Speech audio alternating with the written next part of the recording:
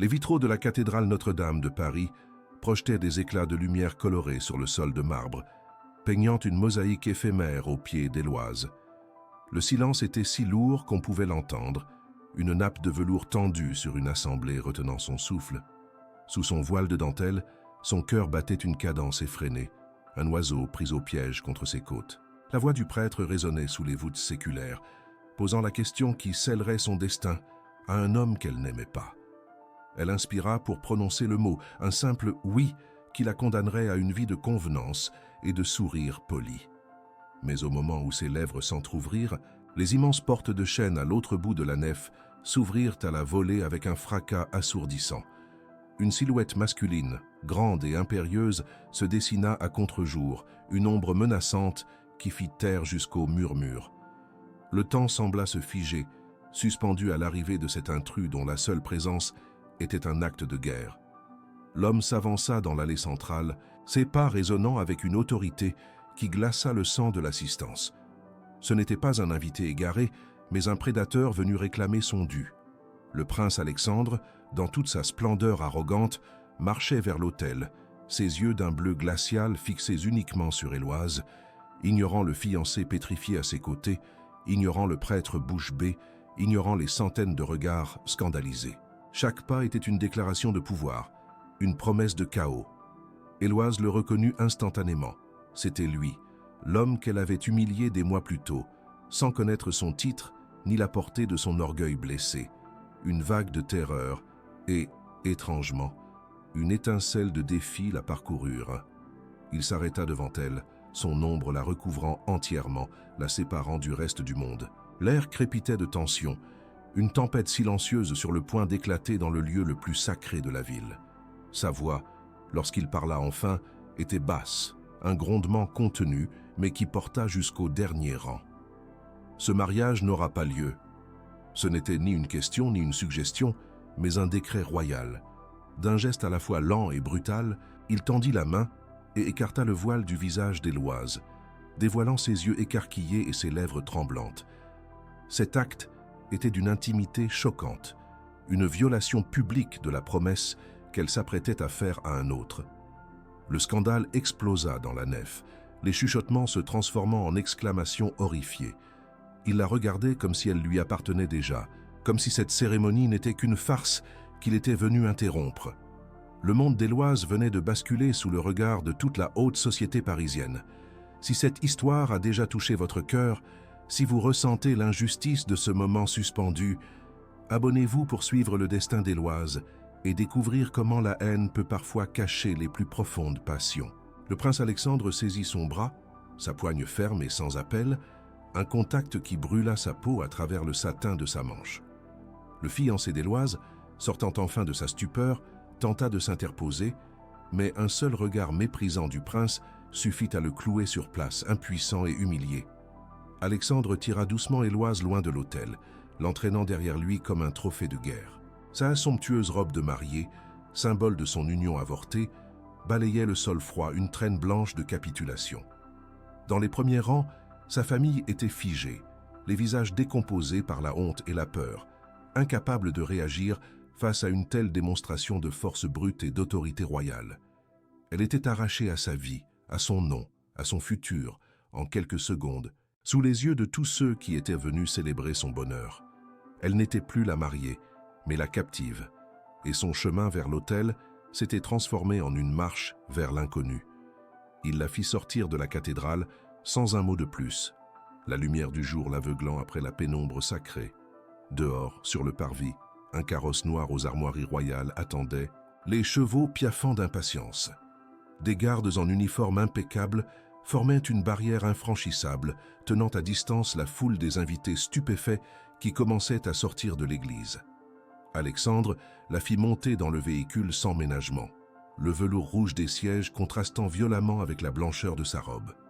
La portière se referma avec un bruit sec et lourd, le son d'une porte de prison qui se verrouille.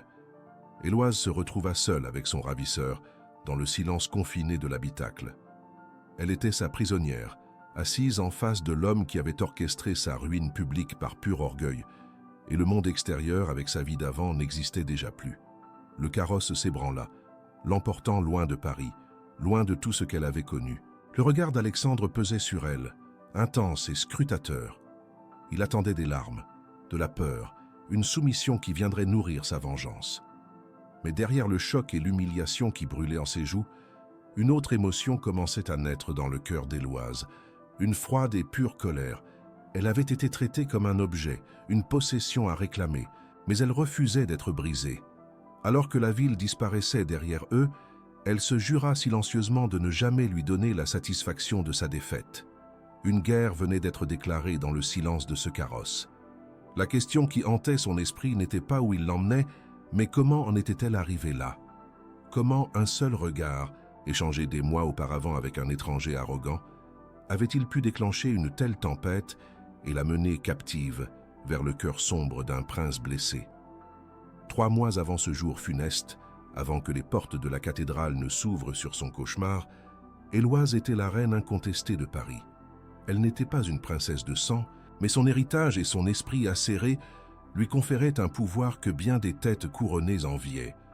On la voyait dans les salons les plus prisés, une silhouette gracieuse vêtue de soie, son rire cristallin tranchant à travers les conversations feutrées. Elle se déplaçait dans un monde de luxe et de faux semblants avec une aisance déconcertante, son intelligence étant son arme la plus redoutable. Chaque homme qui croisait son chemin voyait en elle un défi, un sommet à conquérir, mais elle ne se laissait approcher que par ceux qu'elle jugeait dignes de son attention, et même eux n'obtenaient jamais plus qu'une danse ou un sourire énigmatique. Elle était une forteresse magnifique, admirée de tous, mais imprenable, et elle chérissait cette réputation, ignorant que le plus grand danger ne viendrait pas d'un siège, mais d'une seule brèche dans son armure. Ce fut lors du bal masqué des Valois, sous les lustres scintillants qui répandaient une lumière dorée sur les visages cachés, qu'elle le rencontra. Il n'était qu'une ombre parmi les invités, un homme dont le masque de loup noir ne parvenait pas à dissimuler l'intensité de ses yeux bleus. Il l'avait abordé avec une audace qui frisait l'insolence, ignorant la file de prétendants qui attendaient leur tour. Leurs esprits s'étaient immédiatement affrontés, une joute verbale où chaque réplique était une estocade. Il ne cherchait pas à la flatter, mais à la percer à jour, à déceler la femme derrière l'héritière. Une étrange fascination la gagna, un mélange troublant d'agacement et d'attirance pour cet homme qui osait la défier sur son propre terrain. Pour la première fois, elle se sentit non pas admirée, mais vue. Une sensation aussi terrifiante qu'enivrante qui la poussa à ériger ses défenses encore plus haut, sentant instinctivement le danger qu'il représentait pour son monde si soigneusement contrôlé. La tension entre eux atteignit son paroxysme sur une terrasse surplombant la Seine, loin des regards indiscrets. Enivré par leur joute et par le magnétisme qui crépitait dans l'air nocturne, il commit l'erreur de croire sa victoire acquise. Il lui saisit la main, son pouce caressant sa peau avec une familiarité possessive, et murmura que son esprit rebelle finirait par lui appartenir. Pour Éloise, ce fut une déclaration de guerre. Habituée à être celle qui mène le jeu, elle perçut son geste non comme de la passion, mais comme une tentative de domination. D'une voix glaciale qui fit s'évanouir toute la chaleur de la nuit, elle le rejeta. Elle ne se contenta pas d'un refus. Elle le tourna en ridicule, se moquant de son arrogance et de sa présomption devant quelques invités qui s'étaient approchés.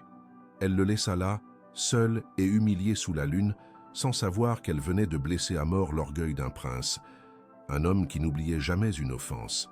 Ce qu'Alexandre ignorait, c'est que la façade d'assurance d'Éloise n'était qu'une armure protégeant un secret dévastateur.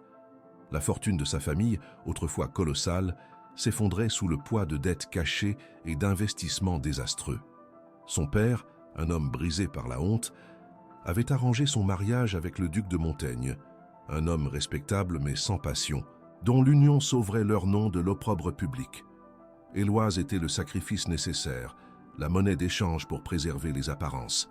Sa froideur, son mépris pour la possessivité de l'étranger au bal n'étaient pas seulement le fruit de son caractère, mais aussi le reflet de sa propre cage dorée. Elle était déjà promise, déjà vendue. Chaque jour, elle jouait le rôle de l'héritière insouciante, alors qu'à l'intérieur, elle étouffait sous le poids du devoir. Sa vie était un contrat qu'elle n'avait pas signé, une performance dont elle ne pouvait s'échapper. Les semaines qui suivirent furent un tourbillon de préparatifs nuptiaux, Chaque essayage de robe, chaque dégustation de menu, chaque sourire forcé la rapprochant un peu plus de son destin scellé. L'incident du bal s'estompa dans son esprit, une simple anecdote face à l'immensité de son sacrifice imminent. Elle se laissait porter par les événements, le cœur lourd mais le visage impassible, se réfugiant dans une résignation glaciale.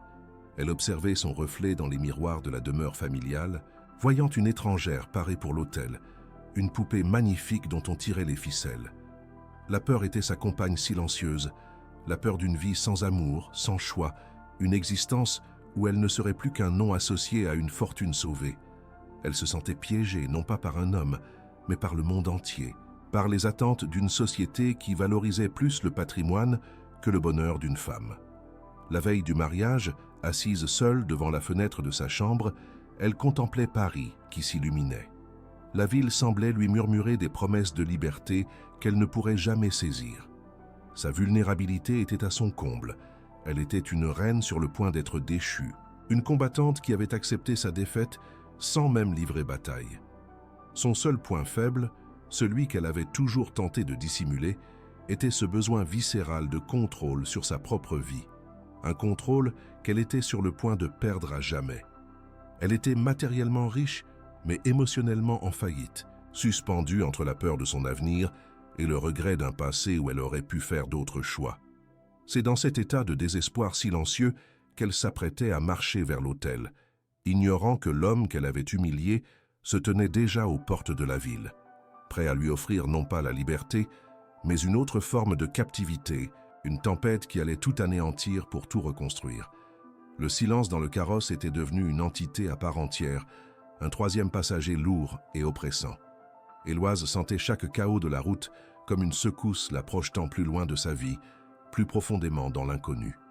Après des heures qui semblèrent une éternité, le véhicule ralentit enfin, le bruit des sabots sur le gravier annonçant leur arrivée. Par la fenêtre, elle n'aperçut pas un palais de contes de fées, mais une forteresse de pierres grises qui se dressait contre un ciel d'orage, un colosse endormi au cœur d'une forêt dense et sombre. Le château semblait aussi impénétrable et arrogant que son propriétaire. La portière s'ouvrit et l'air froid de la campagne la frappa au visage, emportant avec lui les derniers vestiges de Paris. Alexandre descendit le premier, puis se tourna vers elle, sa main tendue n'étant pas une invitation, mais un ordre silencieux. Elle l'ignora, descendant seule, sa robe blanche immaculée se salissant sur le sol humide, un premier acte de défi silencieux dans son nouveau royaume. Il la guida à l'intérieur, ses pas résonnant dans le hall monumental. Des armures médiévales montèrent la garde le long des murs de pierre et des tapisseries sombres dépeignaient des scènes de batailles oubliées. Le lieu était grandiose, mais dénué de chaleur, un musée dédié à la puissance et à la solitude de ses ancêtres. Sa robe de mariée était une tache de lumière, un anachronisme choquant dans cette pénombre séculaire. Il s'arrêta au centre de la pièce, la forçant à lui faire face. Sa voix, quand il parla enfin, était calme, mais chaque mot était une chaîne qui se refermait autour d'elle. « Bienvenue dans votre nouvelle demeure, Éloise. Ici, vous n'êtes plus l'héritière convoitée, ni la future duchesse. Ici, vous n'êtes que ce que je décide que vous soyez. » Son regard ne contenait aucune trace de remords, seulement la satisfaction glaciale d'un prédateur ayant enfin capturé sa proie. Il savourait sa victoire, l'humiliation qu'il lui avait infligée n'étant que le prélude de sa véritable vengeance. La peur aurait dû la paralyser, mais ce fut la colère qui prit le dessus, une vague brûlante qui chassa le froid de ses veines. Elle releva le menton, ses yeux lançant des éclairs.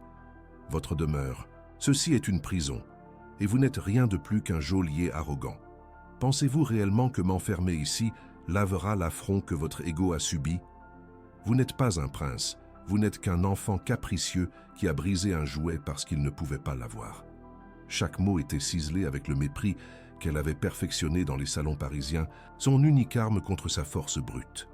Elle le voyait tressaillir non pas de colère, mais d'une lueur étrange dans ses yeux bleus. Elle avait touché une corde sensible, et dans ce vaste hall silencieux, leur première vraie bataille venait de commencer. Ce n'était plus une question de pouvoir ou de richesse, mais un duel d'âme, une confrontation entre deux orgueils aussi vastes et intransigeants l'un que l'autre. Loin de s'emporter, un sourire presque imperceptible étira les lèvres d'Alexandre. Il s'approcha d'elle, réduisant l'espace entre eux jusqu'à ce qu'elle puisse sentir la chaleur qui émanait de lui. Il était si proche qu'elle pouvait voir les nuances d'or dans ses iris bleus, un océan glacial où elle risquait de se noyer. Lentement, il leva la main et effleura sa joue du dos de ses doigts, un contact à la fois tendre et menaçant qui lui glaça le sang. « C'est cette flamme que je voulais voir, Éloise. Pas la poupée soumise qui s'apprêtait à vendre son nom pour sauver les apparences. Vous m'accusez d'être un geôlier, mais n'étiez-vous pas déjà dans une cage? Une cage dorée, certes, mais une cage tout de même. » Sa voix était un murmure rauque, une caresse empoisonnée. Il se pencha vers son oreille, son souffle chaud sur sa peau. « Vous resterez ici. Non pas comme prisonnière, mais comme mon invitée, jusqu'à ce que vous compreniez que la seule liberté qui vaille est celle que l'on trouve en s'abandonnant. » Le choc de ses paroles la frappa plus durement qu'un coup. Comment pouvait-il savoir? Comment osait-il mettre à nu le secret honteux qui la rongeait? Il continua, sa voix ne la quittant pas, la tissant dans une toile de vérité brutale. « Je sais tout de la ruine de votre père, de ce mariage arrangé pour éponger ses dettes. Vous alliez vous sacrifier sur l'autel de la convenance, arborant un sourire parfait tandis que votre âme criait au silence. J'ai vu la vérité dans vos yeux ce soir-là, au bal, la même vérité que je vois maintenant. Vous êtes une lionne qu'on essayait de faire passer pour un agneau docile. » Il s'était reculé, lui laissant l'espace pour respirer, mais elle se sentait plus étouffée que jamais. Il ne l'avait pas seulement enlevée. Il avait démantelé son armure, pièce par pièce, révélant la femme vulnérable qu'elle cachait au monde. Il ne lui offrait pas la liberté, mais une autre forme de servitude, une servitude à sa volonté, à sa lucidité terrifiante. Éloise resta sans voix, son esprit tourbillonnant. Sa répartie, son défi, tout s'était évaporé face à cette révélation. Il connaissait sa plus grande faiblesse, le fondement même de son sacrifice. Il avait transformé son acte de vengeance en une sorte de sauvetage pervers, se positionnant comme le seul à voir sa vraie nature. Elle le regarda, et pour la première fois, elle ne vit pas seulement un ravisseur, mais un homme d'une complexité dangereuse, un miroir impitoyable de ses propres contradictions. Son silence fut sa seule réponse, une capitulation involontaire qui en disait plus long que n'importe quel mot. Alexandre le comprit, un signe de tête discret à une servante qui attendait dans l'ombre, et son sort fut scellé. Conduisez madame à ses appartements, qu'elle se repose. Il lui tourna le dos, la laissant seule au milieu du hall, fantôme de mariée dans un château de ténèbres, tandis qu'on la menait vers sa cage dorée. La guerre n'était pas terminée. Elle venait simplement de changer de champ de bataille. La servante la conduisit à travers des couloirs silencieux jusqu'à une aile isolée du château où une porte en chêne massif s'ouvrit sur des appartements d'une opulence à couper le souffle. C'était une cage, sans aucun doute, mais une cage dorée aux murs recouverts de soie brodée, avec un lit à baldaquin drapé de velours et une fenêtre immense donnant sur des jardins méticuleusement entretenus et cernés de hauts murs. Sa robe de mariée, souillée et froissée, gisait en un tas informe sur le sol, un linceul de son ancienne vie. Éloise se tenait au centre de la pièce, non pas comme une captive brisée, mais comme une générale étudiant un champ de bataille inconnu. Elle analysait chaque détail, chaque meuble lourd, chaque verrou potentiel, cherchant non pas une issue immédiate, mais une faille dans la forteresse de cet homme. Sa vengeance avait un prix, et elle comptait bien lui en présenter la facture, une facture écrite avec la monnaie de son propre orgueil. Le lendemain matin, le silence fut rompu par l'arrivée d'un petit déjeuner somptueux, servi sur un chariot d'argent. Alexandre était là, debout près de la fenêtre, contemplant ses terres comme un roi observe son royaume. Il ne la regarda pas immédiatement, lui laissant le temps de sentir l'abîme qui les séparait. Il était le maître ici, et chaque objet dans cette pièce le proclamait. Quand enfin il se tourna vers elle, son regard était dénué de toute émotion. « J'espère que vous avez bien dormi. » Sa voix était neutre, presque polie, ce qui la rendait encore plus insupportable. Éloise ne toucha pas au repas. Elle resta debout, droite et fière, le menton levé. « Votre hospitalité est aussi vide que votre cœur, prince. Vous pouvez m'enfermer dans la plus belle des pièces, m'offrir les mets les plus fins, mais vous n'aurez jamais que mon mépris pour compagnie. » Le défi était lancé, une déclaration de guerre silencieuse autour d'une table qu'elle refusait de partager. Les jours se transformèrent en une lente torture psychologique, un jeu d'échecs où chaque mouvement était calculé. Alexandre ne la forçait à rien, mais sa présence était constante, une ombre qui planait sur son existence. Il lui avait donné accès à l'immense bibliothèque du château, un labyrinthe de savoirs et d'histoires anciennes. C'était là qu'elle passait le plus clair de son temps, se réfugiant dans les mots, cherchant une évasion intellectuelle à défaut d'une évasion physique. Un après-midi, alors qu'elle était absorbée par un vieux traité de stratégie militaire, il entra sans un bruit. Il ne dit rien, se contentant de la regarder lire, une lueur indéchiffrable dans ses yeux. Pour la première fois, elle sentit que son regard n'était pas celui d'un geôlier observant sa prisonnière, mais celui d'un homme fasciné par une énigme qu'il ne parvenait pas à résoudre.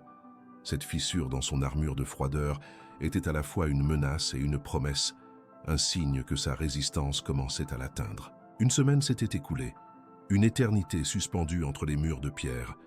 La dynamique entre eux s'était installée dans une tension palpable, un mélange de haine avouée et d'une attraction réticente qui crépitait dans l'air à chaque fois qu'ils se croisaient.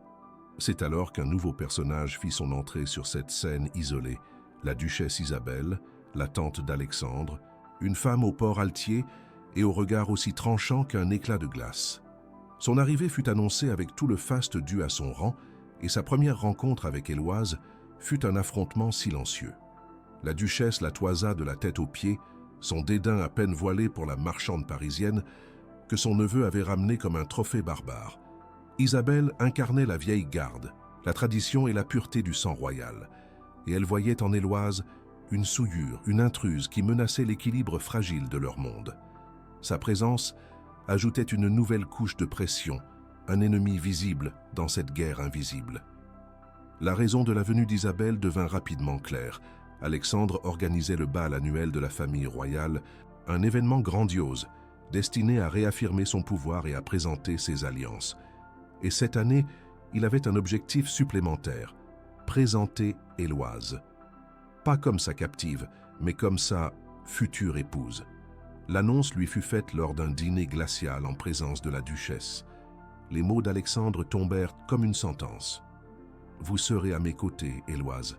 Vous porterez les joyaux de ma mère et vous sourirez à mes invités. Le monde doit voir que vous m'avez choisi. » C'était l'humiliation suprême. Il ne se contentait pas de la posséder en privé. Il voulait la parader en public, transformer son enlèvement en une romance fabriquée, la forçant à être complice de sa propre destruction sociale.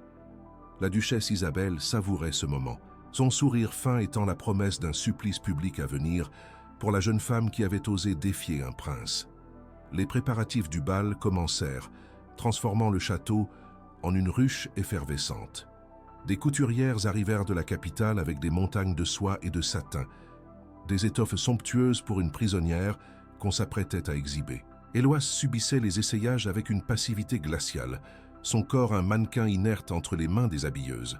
Chaque regard apitoyé d'une servante, chaque murmure dans les couloirs était une nouvelle blessure à son orgueil. 3 semaines s'étaient maintenant écoulées depuis le jour où sa vie avait volé en éclats sur le parvis de Notre-Dame. La haine qu'elle éprouvait pour Alexandre était toujours vive, mais elle était désormais teintée d'une étrange et dangereuse curiosité. Le bal se profilait à l'horizon, non comme une fête, mais comme une arène. Elle savait qu'elle y serait jetée en pâture au loup de la cour, sous le regard de son ravisseur, et elle devait trouver la force non seulement de survivre, mais de se battre. Le soir du bal arriva, non comme une promesse de fête, mais comme le jour d'une exécution. Le château, d'ordinaire si austère, scintillait de 1000 feux, chaque lustre et chaque miroir renvoyant l'image d'une opulence froide et calculée. Éloise descendit le grand escalier au bras d'Alexandre, sa main posée sur son avant-bras avec la légèreté d'un oiseau prêt à s'envoler. Elle portait une robe de velours bleu nuit, constellée de diamants qui imitaient un ciel étoilé, et les joyaux de la mère du prince pesaient lourdement sur sa peau, froids comme des chênes. Dans la salle de bal, les conversations s'interrompirent à leur passage, les têtes se tournèrent, et un murmure collectif ondula à travers la foule. Elle n'était pas une invitée, elle était le spectacle, la curiosité exotique, la fiancée enlevée. Et chaque regard était un jugement, chaque sourire un poignard dissimulé. Alexandre, à ses côtés, semblait insensible à cette atmosphère empoisonnée, son visage une forteresse d'arrogance, savourant le pouvoir qu'il exerçait sur elle et sur cette assemblée captive. La duchesse Isabelle ne tarda pas à les rejoindre. fendant la foule comme un navire brise-glace, son sourire aussi tranchant que les diamants qu'elle portait. Elle prit la main d'Éloise entre les siennes, un geste faussement maternel qui dissimulait mal la pression de ses doigts. « Ma chère enfant, vous êtes éblouissante. Il faut un certain courage, n'est-ce pas, pour passer des comptoirs de la bourgeoisie parisienne au parquet de la royauté. » Sa voix, bien que basse, portait avec une clarté venimeuse, et les courtisans les plus proches tendirent à l'oreille, avides de scandale. Éloise sentit le sang quitter son visage, mais garda la tête haute, son regard défiant, celui de la vieille femme. Alexandre, absorbé par les salutations d'un ministre, ne perçut que la surface de l'échange. Il voyait sa tante exercer son habituelle tyrannie mondaine, mais il ne comprit pas l'attaque personnelle, la première salve d'une destruction méticuleusement planifiée, ignorant que son inaction était déjà une forme de complicité. L'orchestre entama une valse, mais Isabelle retint Éloise, sa poigne se faisant plus ferme. « Une dernière chose, avant que mon neveu ne vous emporte dans ce tourbillon. » Elle éleva la voix juste assez pour que le cercle d'invités autour d'eux se taise et se resserre. « Nous admirons toute votre résilience. Apprendre que votre famille était au bord de la faillite, que votre mariage n'était qu'une transaction pour sauver les apparences, et voir comment le destin, sous la forme de notre cher prince, vous a offert une bien meilleure affaire. C'est une histoire si inspirante. » Le silence se fit total dans la salle de bal. La musique s'était tue. Chaque mot d'Isabelle était une pierre lancée avec une précision cruelle, démolissant la façade d'Éloise, la dépeignant non comme une victime, mais comme une marchande sans scrupules, une aventurière dont la seule marchandise était elle-même, et qui avait simplement trouvé un acquéreur plus puissant. L'humiliation fut absolue, un poison qui se répandit dans ses veines, la paralysant sur place. Des centaines de pères dieux la fixaient, la disséquant, la jugeant. Elle n'était plus une femme, mais un objet de mépris, le sujet d'une anecdote sordide qui serait racontée dans tous les salons du royaume. Son regard chercha désespérément celui d'Alexandre, une supplique silencieuse pour qu'il la défende, qu'il démente, qu'il fasse cesser ce supplice. Mais il resta figé, son visage une toile blanche où se lisait le choc et une indécision fatale. Il était pris au piège entre la vérité de ses motivations, une vengeance née de l'orgueil, et la protection de la femme qu'il avait lui-même exposée à cette meute. Son silence fut sa réponse. Un silence qui confirmait tout, qui la condamnait, qui la livrait au loup. Dans ce silence assourdissant, Éloise comprit qu'elle était véritablement seule, trahie par l'homme qui l'avait arrachée à une cage pour la jeter dans une arène. La douleur était si vive qu'elle aurait dû la briser, la faire s'effondrer en larmes. Mais à la place, une force insoupçonnée, née des profondeurs de son désespoir, la redressa. Elle retira lentement sa main de celle d'Isabelle, son geste empreint d'une dignité royale que la duchesse elle-même ne posséderait jamais. Sans un mot, sans un regard pour Alexandre, elle se retourna et traversa la salle de bal. Le chemin s'ouvrit devant elle, la foule se séparant comme la mer devant un prophète maudit. Chaque pas était une torture, le bruissement de sa robe de velours le seul son dans le silence pesant. Elle ne courut pas, elle marcha la tête haute, passant les portes dorées qui se refermèrent derrière elle avec le bruit sourd d'un tombeau. Une fois dans le couloir désert, elle se mit à courir, fuyant non pas les gens, mais l'écho de leur mépris, s'enfonçant dans les jardins glacés du château, cherchant l'obscurité pour y cacher sa honte et son cœur en morceaux. Le bruit des portes refermées tira enfin Alexandre de sa torpeur. Le brouhaha reprit dans la salle, mais pour lui, le monde était devenu silencieux. Il vit le sourire triomphant de sa tante et comprit l'étendue de sa propre lâcheté. La puissance qu'il avait tant voulu afficher s'était évaporée, ne laissant que le goût amer de la cendre. Il n'avait pas seulement permis son humiliation, il en avait été l'architecte. Une rage froide contre lui-même, contre sa cour, contre son orgueil insensé, le submergea. Il avait voulu la posséder, mais il n'avait réussi qu'à la détruire. Poussant brutalement un duc qui tentait de lui parler, il se lança à sa poursuite, son cœur battant une cadence de panique. Il courut à travers les couloirs, sortit dans la nuit glaciale, appelant son nom dans le vent. Mais seule l'obscurité lui répondit. Il l'avait perdu, non pas dans les dédales de son château, mais dans l'abîme de sa propre trahison. Si cette histoire résonne en vous, si la douleur d'Éloise vous a touché, partagez dans les commentaires la scène qui vous a le plus ému et n'oubliez pas de regarder notre prochaine vidéo pour découvrir si l'amour peut renaître des cendres de la trahison. Elle courut sans se retourner, le velours de sa robe s'accrochant aux ronces des rosiers sauvages, déchirant le tissu somptueux qui avait été son armure et sa cage. La musique du bal s'évanouit derrière elle, remplacée par le sifflement du vent glacial et le martèlement frénétique de son propre cœur. Chaque pas dans la terre humide était une affirmation de sa fuite, une répudiation de ce monde de faux semblants qu'il avait dévoré toute crue. Elle ne cherchait pas un chemin, mais une sortie, n'importe laquelle, loin des murs de pierre qui l'avaient emprisonnée et du silence de l'homme qui l'avait trahi. Au bout des jardins, une vieille porte de service presque oubliée céda sous sa poussée désespérée. De l'autre côté, une route de campagne s'étendait sous la lune, une promesse de néant et de liberté. Le froid mordait sa peau nue, mais la brûlure de l'humiliation la gardait au chaud, un feu sombre qui la propulsait en avant, dans la nuit, vers un destin qu'elle choisirait enfin seule. Alexandre resta figé un instant de trop, le son des portes se refermant sur elle, résonnant dans sa tête comme un coup de tonnerre. Puis la réalité le frappa avec la force d'un poing. Il ordonna d'une voix rauque que l'on arrête la musique, plongeant la salle de bal dans un silence stupéfait.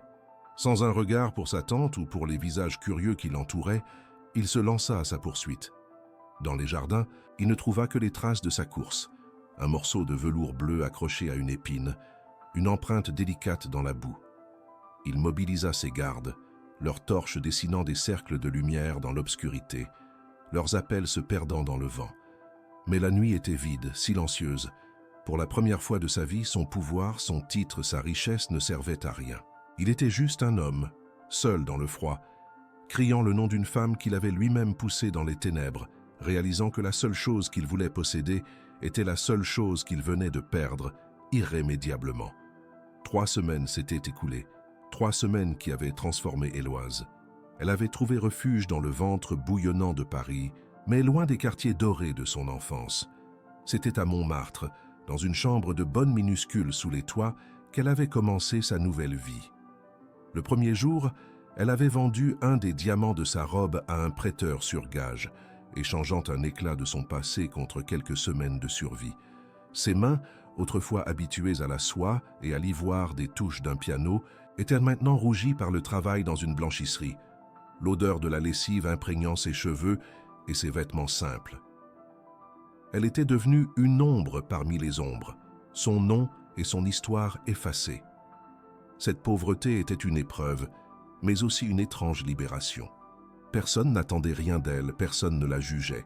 Elle n'était plus une héritière, plus une captive. Elle n'était qu'elle-même, une survivante anonyme dans la grande ville. Pendant ce temps, au château, le silence était devenu une maladie. Alexandre avait congédié sa cour, renvoyant sa tante Isabelle dans ses terres avec un mépris glacial qui avait scellé la rupture entre eux. Le faste du bal avait laissé place à une atmosphère de deuil. Il ne dormait plus, passant ses nuits à arpenter les couloirs vides, s'arrêtant devant la porte de ses appartements. Une porte désormais fermée à double tour de l'intérieur, comme si son fantôme y résidait encore. La recherche frénétique des premiers jours s'était muée en une obsession froide et méthodique. Il avait déployé ses espions dans tout le pays, offrant des récompenses astronomiques pour la moindre information. Mais Héloïse s'était évaporée. Il s'asseyait pendant des heures dans la bibliothèque où il l'avait observée, le livre qu'elle lisait encore ouvert sur la table. Il ne cherchait plus une proie à soumettre, mais une âme à retrouver. Le regret le rongeait, un poison lent qui démantelait son orgueil, ne laissant qu'une douleur sourde et la conscience de sa propre folie. Héloïse se tenait souvent à sa lucarne, contemplant les toits de Paris qui s'étendaient à perte de vue. La colère initiale s'était apaisée, laissant place à une mélancolie tenace. Dans la solitude de ses nuits, des images de lui revenaient à la hanter, non pas le ravisseur arrogant, mais l'homme dont elle avait surpris la vulnérabilité dans le silence de la bibliothèque, l'homme dont le regard semblait parfois aussi perdu que le sien. Elle se haïssait de penser à lui, de ressentir ce pincement au cœur qui n'était pas seulement de la haine. Elle avait fui sa cage dorée pour une cage de misère, mais ici, au moins, les barreaux étaient les siens. Elle touchait parfois son ventre, une pensée fugace et terrifiante traversant son esprit, une peur qu'elle repoussait aussitôt. Elle était seule, mais elle était debout. Elle survivrait. Elle se le jurait chaque soir en regardant les lumières de la ville s'allumer. Autant de promesses d'un avenir qu'elle devait encore inventer, loin de lui, loin de tout. Au 40e jour de son absence, alors que le désespoir commençait à pétrifier le cœur d'Alexandre, une nouvelle arriva enfin. Un de ses agents les plus discrets, un homme spécialisé dans le commerce des pierres précieuses sur le marché noir, lui apporta une information.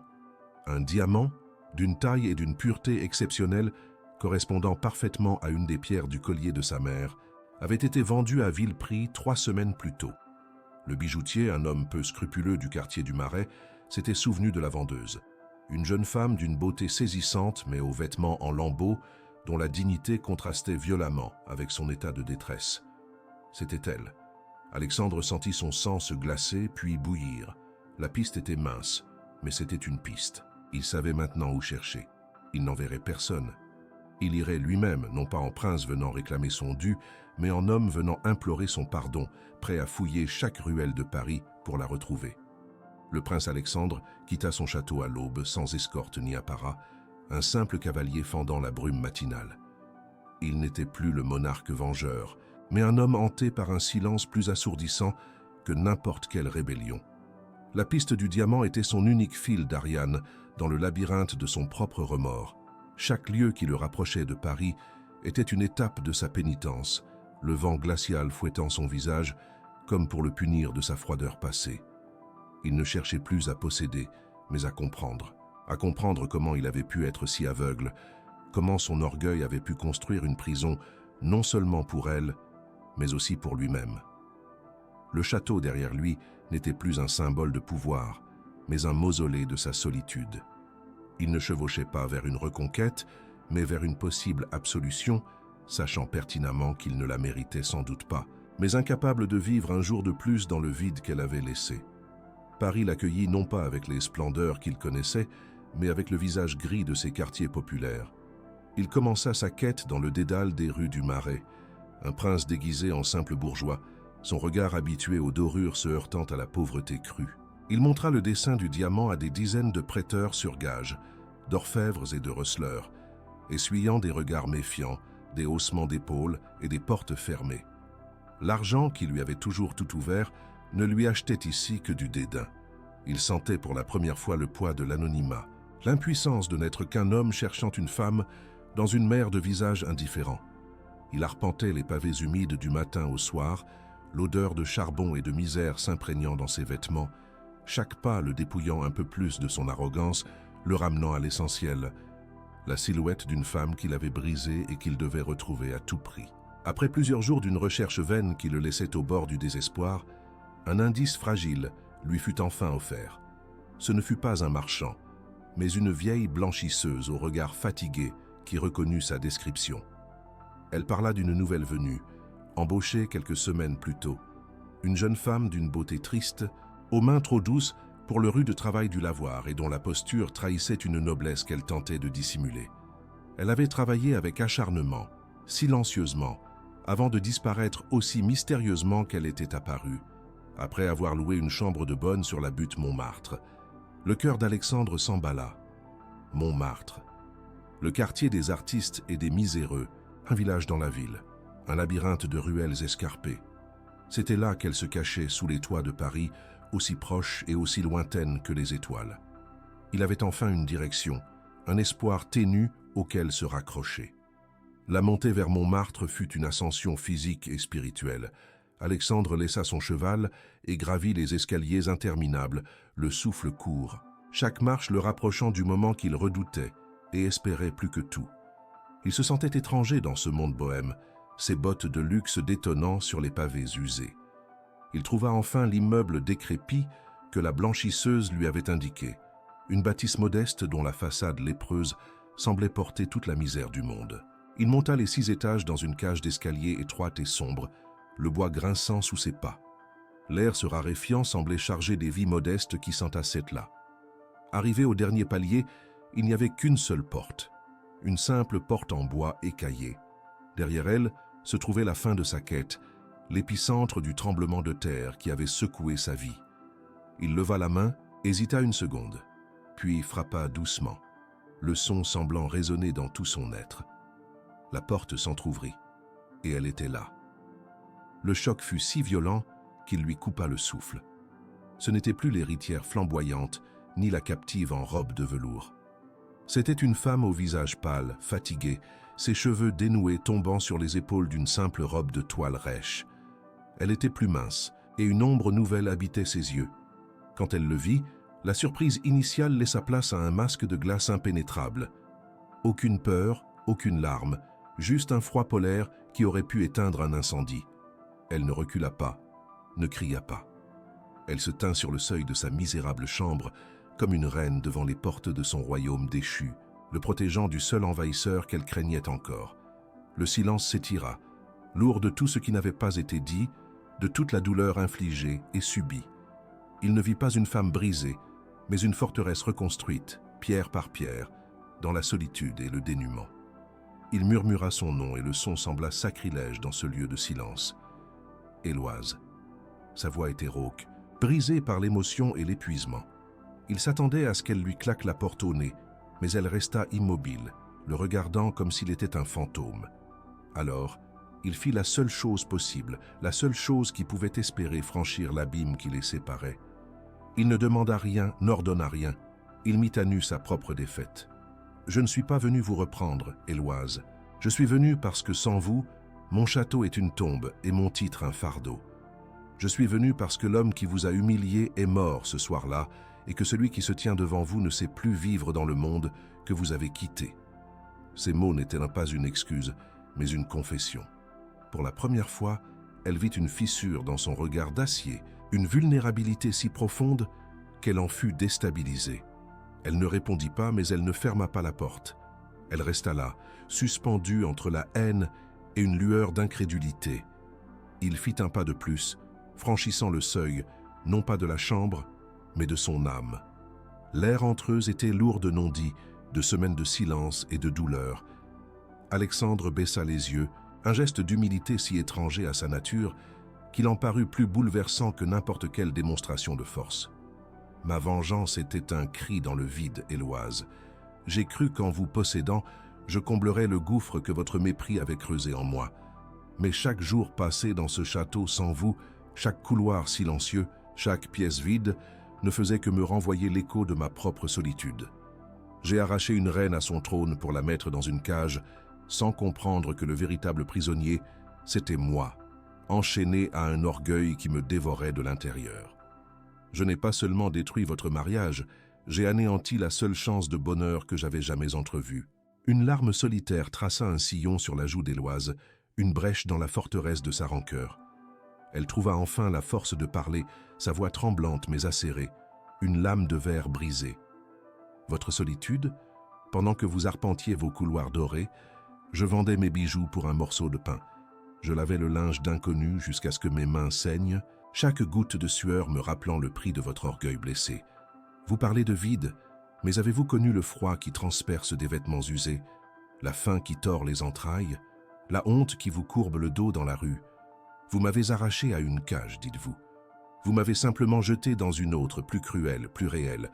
Alors ne me parlez pas de votre souffrance. Prince, dites-moi ce que vous êtes venu chercher ici, dans ma misère, si ce n'est un nouveau trophée pour apaiser votre conscience. » Chaque mot était un coup, une vérité qu'il méritait, et il les reçut sans fléchir, comme une pénitence nécessaire et attendue. Il ne chercha aucune excuse, aucune justification. Il laissa sa douleur le frapper de plein fouet, l'accueillant comme une absolution. Puis il releva la tête et dans ses yeux, elle ne vit plus le prédateur mais un homme à genoux. « Je ne suis pas venu chercher un trophée mais mon pardon, et je sais que je ne le mérite pas. » Il fit un pas de plus, si proche qu'il aurait pu la toucher, mais ses mains restèrent immobiles, ouvertes dans un geste de reddition totale. « Je sais tout, Héloïse. Je sais pour l'enfant que vous portez. » Le monde d'Héloïse bascula une seconde fois. Le souffle coupé, elle porta instinctivement une main à son ventre. « Et cela ne change rien, » continua-t-il, sa voix un murmure ardent qui chassait le froid de la pièce. « Cet enfant sera mon héritier. Il sera notre fils. Parce que mon amour pour vous est la seule vérité, la seule lignée qui importe désormais. Votre cœur est le seul royaume que je souhaite gouverner, non par la force mais par dévotion. Cette confession ultime, cet amour inconditionnel qui embrassait jusqu'à son secret le plus profond, fit voler en éclats les dernières murailles de son cœur. Un sanglot lui échappa, un son de pure capitulation, non pas face à un ennemi, mais face à une grâce inattendue.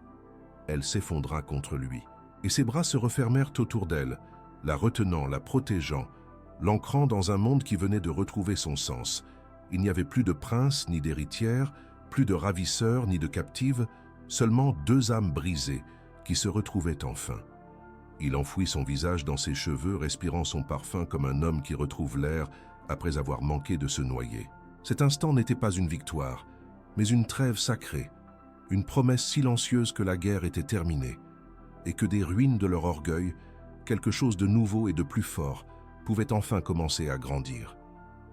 Il se recula doucement, juste assez pour encadrer son visage entre ses mains.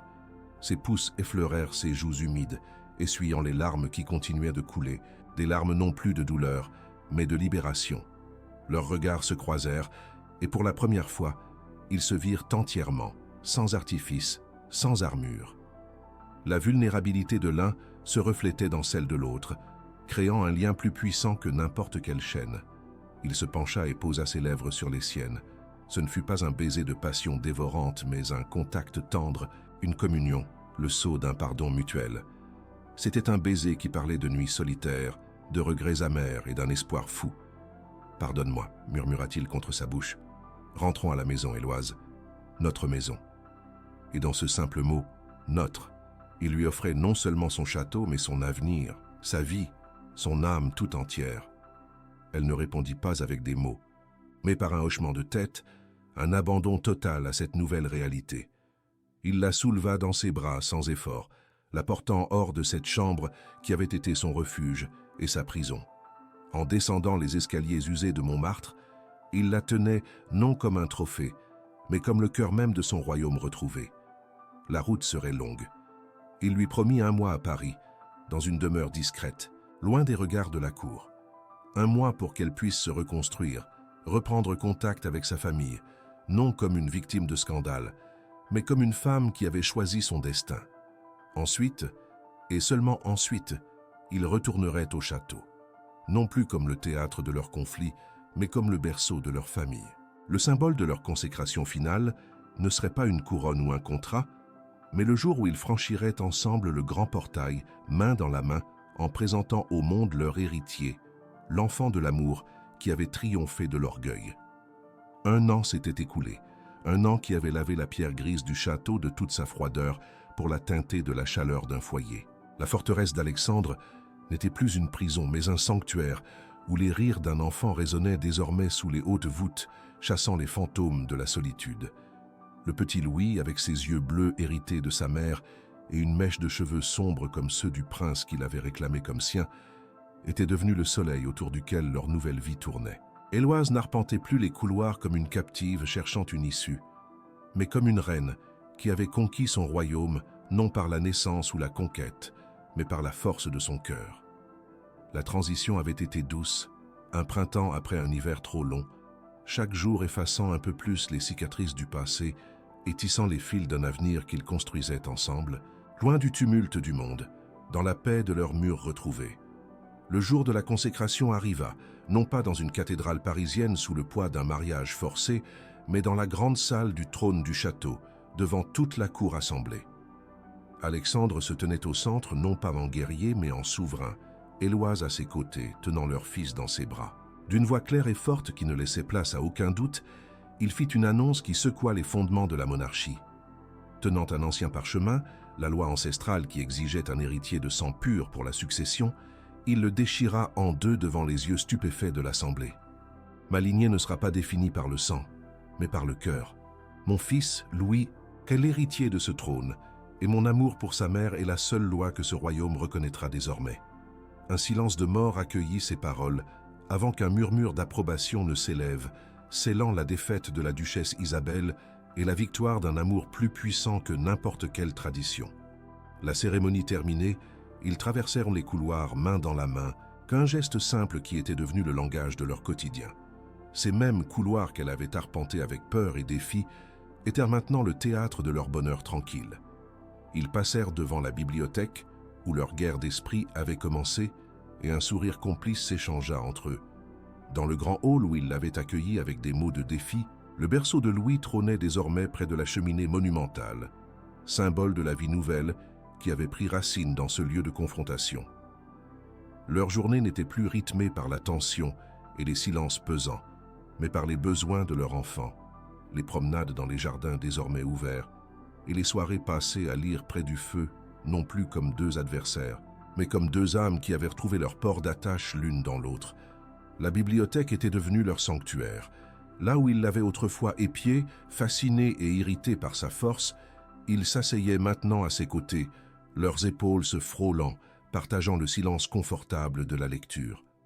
Parfois, il levait les yeux de son livre pour la regarder, elle, absorbée par un roman, une mèche de cheveux tombant sur son visage, et un sentiment de gratitude si intense le submergeait qu'il en avait le souffle coupé. Il avait failli tout perdre par orgueil.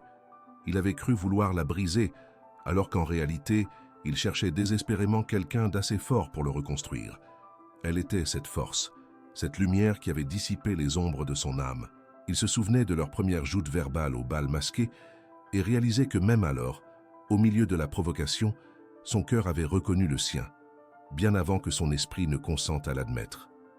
Le soir, depuis la fenêtre de leur chambre, ils regardèrent les étoiles scintiller au-dessus de la forêt endormie. C'était cette même fenêtre qui avait été le témoin silencieux de son désespoir, la frontière entre sa cage dorée et un monde qui lui était interdit. Maintenant enlacée dans les bras d'Alexandre, elle ne voyait plus une prison, mais la vue paisible de leur domaine, de leur monde. Il posa un baiser dans son cou, son souffle chaud sur sa peau. « Je pensais que le pouvoir se mesurait en terres et en titres, » murmura-t-il. « Mais en te regardant, en tenant notre fils, je comprends que le seul véritable pouvoir est celui de se réveiller chaque matin, à côté de la femme qui est à la fois votre paix et votre plus belle bataille. » Elle se tourna pour l'embrasser, un baiser profond qui n'avait plus le goût de la capitulation ou de la passion interdite, mais celui doux et infini de la maison. Plus tard dans la nuit, la porte de leur chambre resta entr'ouverte, un symbole inconscient de la confiance qui avait remplacé les verrous et la méfiance.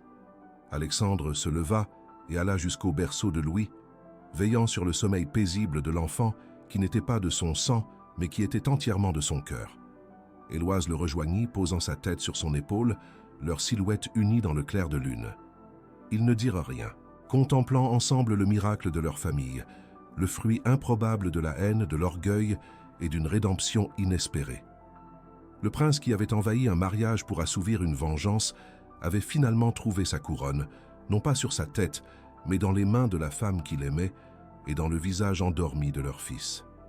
La guerre des orgueils s'était achevée, non par une reddition, mais par la construction patiente d'un royaume dont le seul et unique territoire était le cœur de l'autre.